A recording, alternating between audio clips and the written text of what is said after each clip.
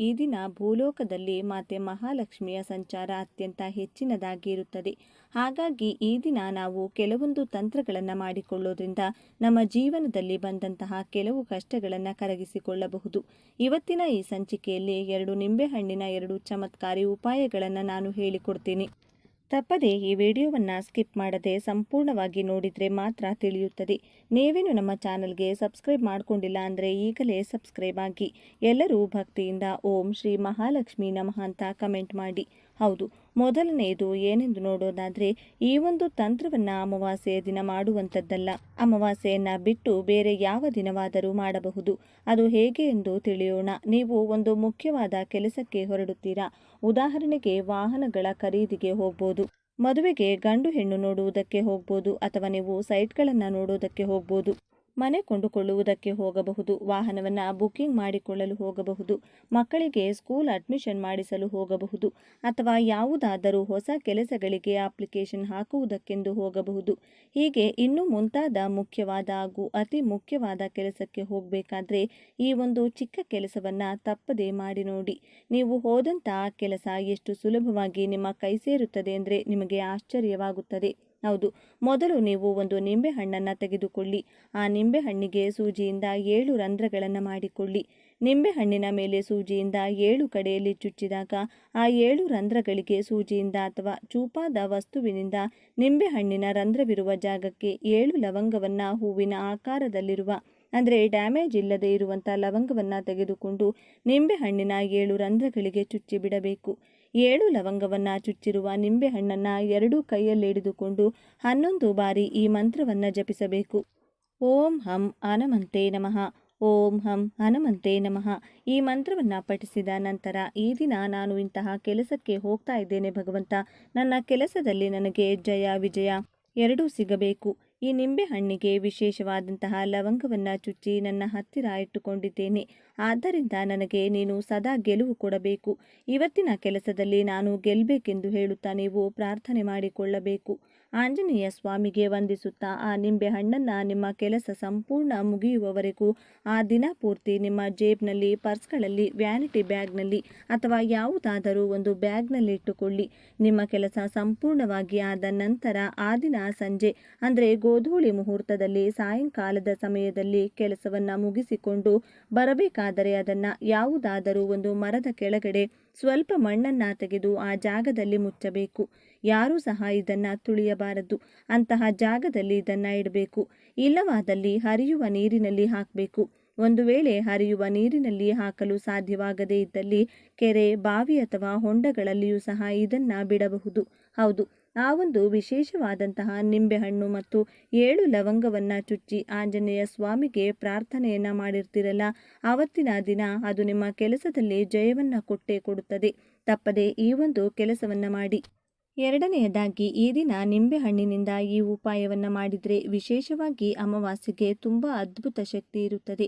ಆ ಒಂದು ಶಕ್ತಿ ಹೇಗಿರುತ್ತೆ ಅಂದರೆ, ನಮ್ಮ ಮೈಯಿಂದ, ಮನಸ್ಸಿನಿಂದ ಹಾಗೂ ಜೀವನದ ಕೆಟ್ಟ ಶಕ್ತಿಯನ್ನು ಈ ನಿಂಬೆಹಣ್ಣಿಗೆ ಸೆಳೆಯುವ ಶಕ್ತಿ ಅದ್ಭುತವಾಗಿರುತ್ತದೆ.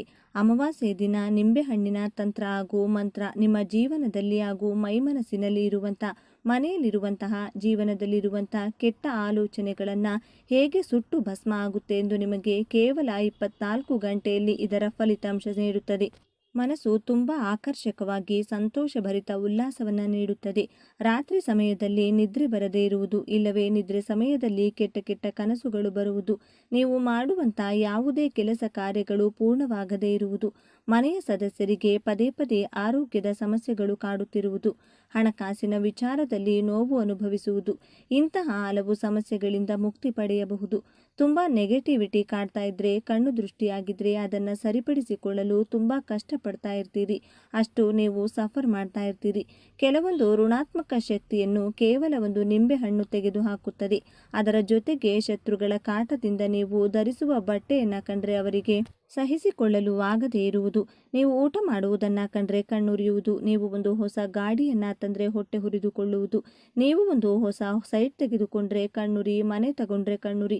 ನೀವು ಜೀವನದಲ್ಲಿ ಏಳಿಗೆ, ಅಭಿವೃದ್ಧಿ ಆದರೆ ಸಹಿಸಲಾಗದ ನೋವು. ಶತ್ರುಗಳ ಕಾಟ ಇದ್ದರೆ ರಾತ್ರಿ ನಿದ್ರೆ ಬರುವುದಿಲ್ಲ. ಊಟ ಮಾಡಿದ್ರೂ ತೃಪ್ತಿ ಕಾಣುತ್ತಿಲ್ಲ. ತಟ್ಟೆಯಲ್ಲಿ ಮೃಷ್ಟಾನ್ನ ಭೋಜನ ಇದ್ರೂ ನಿಮಗೆ ರುಚಿಸುವುದಿಲ್ಲ. ಇಂತಹ ಹಲವಾರು ಮಾನಸಿಕ ಸಮಸ್ಯೆಗಳಿಗೆ ಒಂದು ಉಪಾಯ ಹೇಳಿಕೊಡ್ತೀನಿ. ಇದಕ್ಕಾಗಿ ನೀವು ಏನು ಮಾಡಬೇಕಂದ್ರೆ, ಈ ದಿನ ಒಂದು ನಿಂಬೆ ಹಣ್ಣನ್ನು ತೆಗೆದುಕೊಳ್ಳಿ. ಯಾವ ಸಮಯದಲ್ಲಾದರೂ ಸರಿ, ಅಮಾವಾಸ್ಯೆ ಇರುವ ದಿನ ತುಂಬ ಒಳ್ಳೆಯದು. ಈ ದಿನ ಇನ್ನೇನು ಶುರುವಾಗುವ ಸಮಯದಲ್ಲಿ ಒಂದು ನಿಂಬೆ ಹಣ್ಣನ್ನು ತೆರೆದಿಟ್ಟುಕೊಳ್ಳಿ. ನಿಂಬೆ ಹಣ್ಣಿನಲ್ಲಿ ಯಾವುದೇ ರೀತಿಯ ಕಲೆಗಳಿರಬಾರದು. ಈ ನಿಂಬೆ ಹಣ್ಣನ್ನು ನಿಮ್ಮ ತಲೆಯ ಸುತ್ತಲೂ 7 ಬಾರಿ ನಿವಾಳಿಸಿಕೊಂಡು, ನನ್ನ ಮೈಮನಸ್ಸಿನಲ್ಲಿರುವ ಕೆಟ್ಟ ಆಲೋಚನೆಗಳೆಲ್ಲ ಈ ನಿಂಬೆ ಹಣ್ಣಿಗೆ ಬಂದು ಸೇರಲಿ.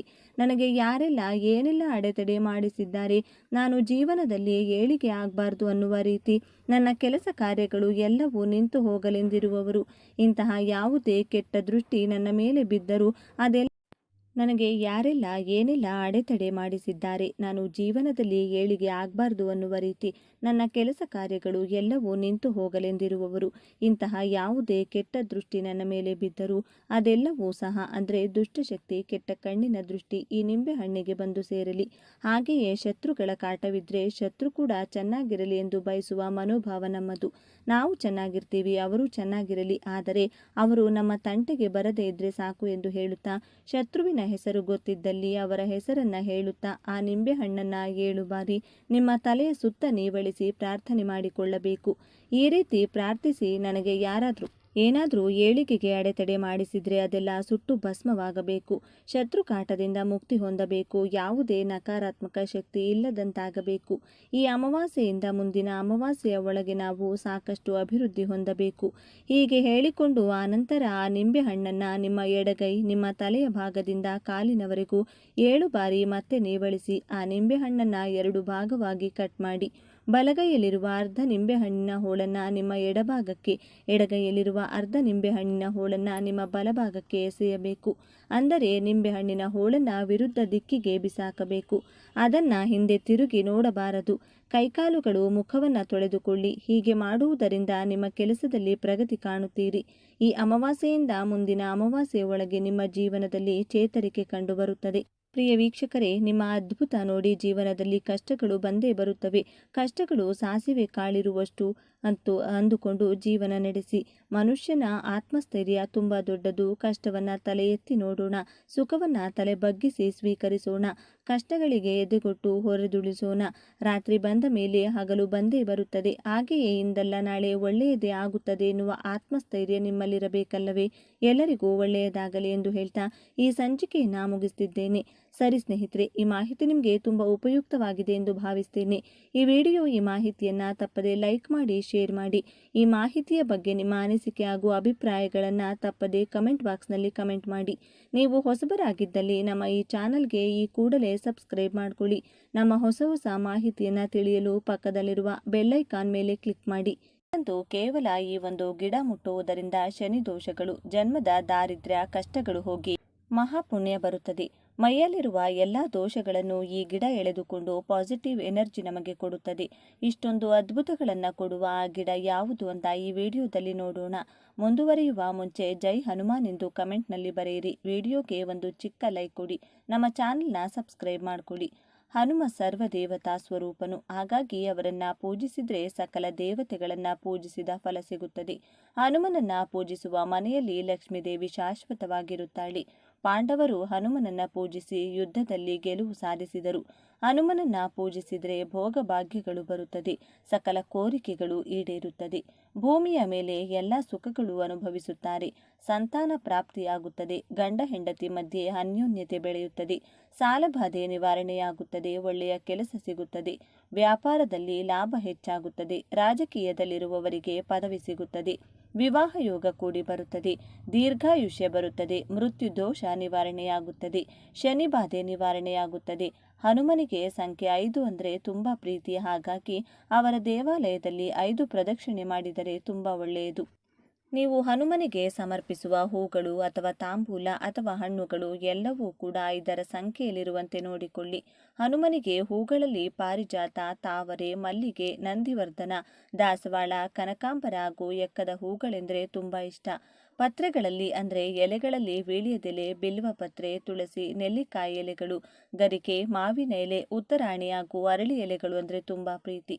ಹಣ್ಣುಗಳಲ್ಲಿ ಬಾಳೆಹಣ್ಣು, ಮಾವಿನ ಹಣ್ಣು, ಖರ್ಜೂರ, ನೇರಳೆ ಹಣ್ಣು, ದ್ರಾಕ್ಷಿ, ದಾಳಿಂಬೆ, ತೆಂಗಿನಕಾಯಿ ಹಾಗೂ ಹಲಸಿನ ಹಣ್ಣು ಅಂದರೆ ತುಂಬ ಇಷ್ಟ.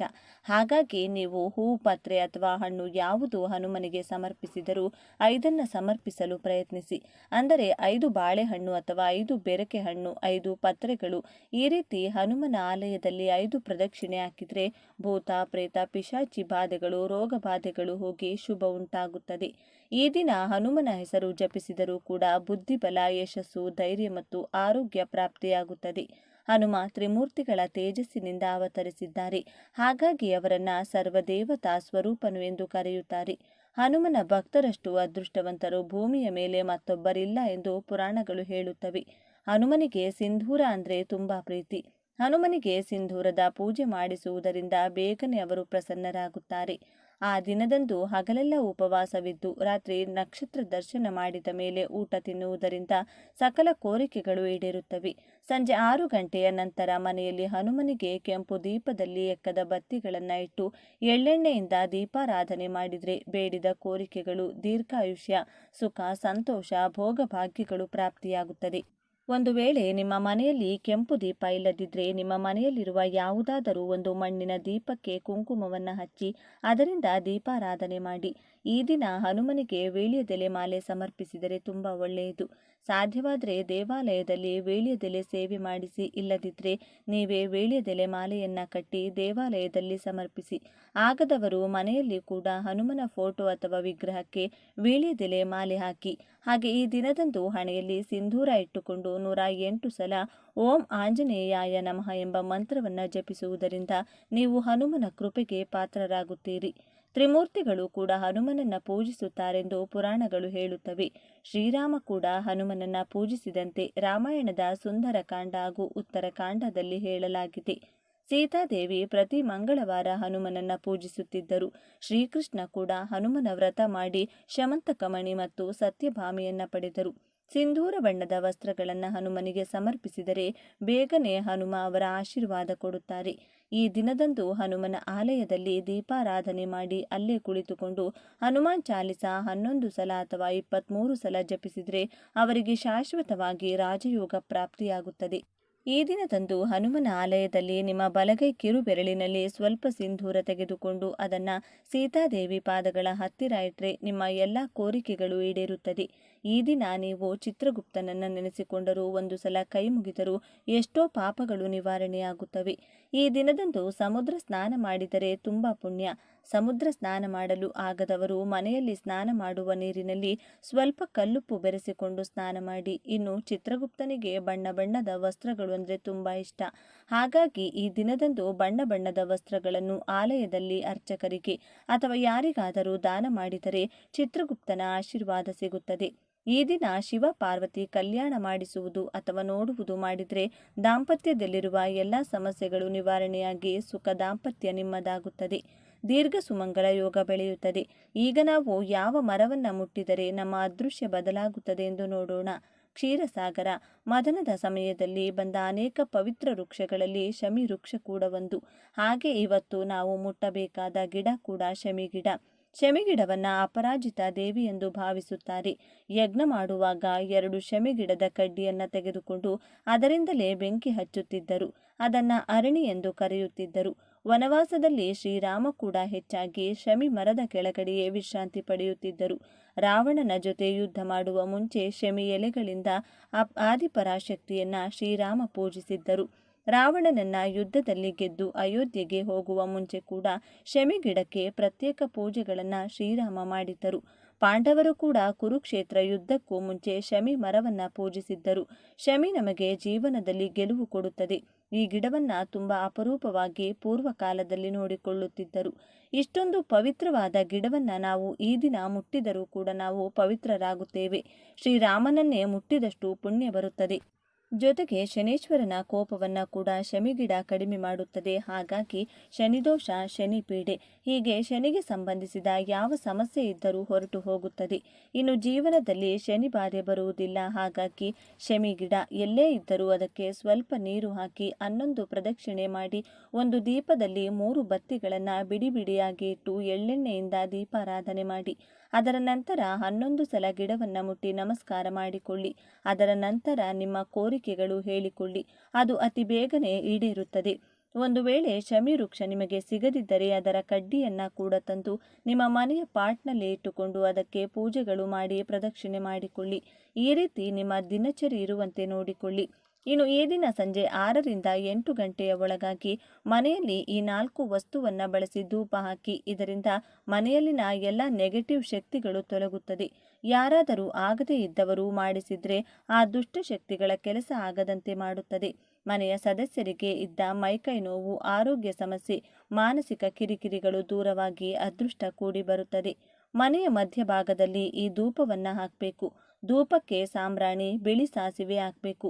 ಇದರ ಜೊತೆಗೆ ದೃಷ್ಟಿ ಬೀಜ ಅಂತ ಪೂಜಾ ಸಾಮಗ್ರಿಗಳು ಸಿಗುವ ಅಂಗಡಿಯಲ್ಲಿ ಸಿಗುತ್ತದೆ, ಅದನ್ನು ತನ್ನಿ. ಅದರ ಜೊತೆಗೆ ಕಪ್ಪು ಜೀರಿಗೆ ಅಂತ ಸಿಗುತ್ತೆ.